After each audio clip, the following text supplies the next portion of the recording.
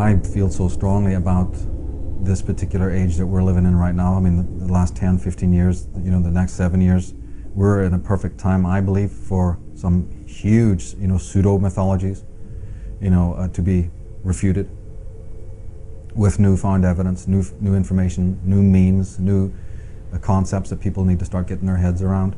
And we are finding people from all walks of life who are pretty much convinced now that the history of the world particularly is just so much bogus nonsense, you know what I mean? And this is partly also because of new archaeological discoveries, and this very much impacts the work I've been researching all my life. I identify the creatures who are behind these organizations, both religious, theological, and political, as Atonists.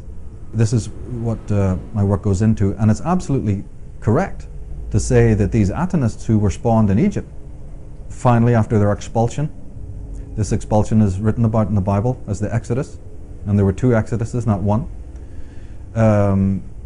Some scholars refer to this as the Great Hyksos Exodus, and they're absolutely correct there, because the famous and ambiguous Hyksos, pharaohs of Egypt, are none other than these Atonists. 1400 BC is not old. Birth of Christ is not a long time ago. This is extremely recent, historical happenings and occurrences. What we should be asking questions like I do about who were the Hyksos, what was their origins? Who are these Atonists? Where did they come from? Who is this Akhenaten? Where did he get these ideas?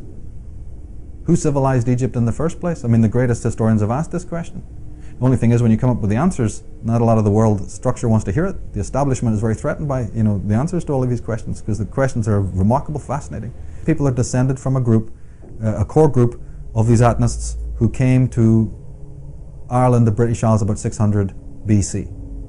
And so the history that you're reading is a concocted history that covers the rise of Christianity, the Romans, yeah, and everything since, right down through the Viking conquests. Then what do you have? The Anglo-Saxons, all this stuff. Well, we can rethread all of that. Once you know what I'm talking about, it's like history is so many beads, right? This is why I always have a metaphor for it.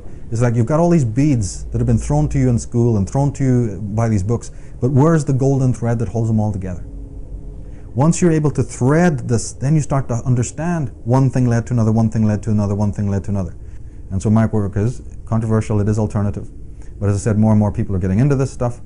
They're finding out that there's something going on in the world. They're looking at the symbolism of these cults that are slowly being exposed, and they want to know where it all came from. They're ready there with the injection for yet a larger dose of mind control. Larger dose. Positive Path Events present. We're not going to understand the world we're living in unless we do understand the past. Michael Tsarion, the first ever Australian tour. The more you struggle to release yourself, the more you're in danger, you see. Full day events in Melbourne, Sydney, Adelaide, Gold Coast, and Perth. In fact, we better realize that even things that we have taken as being mythologies, things that we consider to be myths, they're about to happen. Tickets available today. The question of evil should be on the minds of every single human being in the world. It's not on the minds of everybody in the world, but it damn well should be.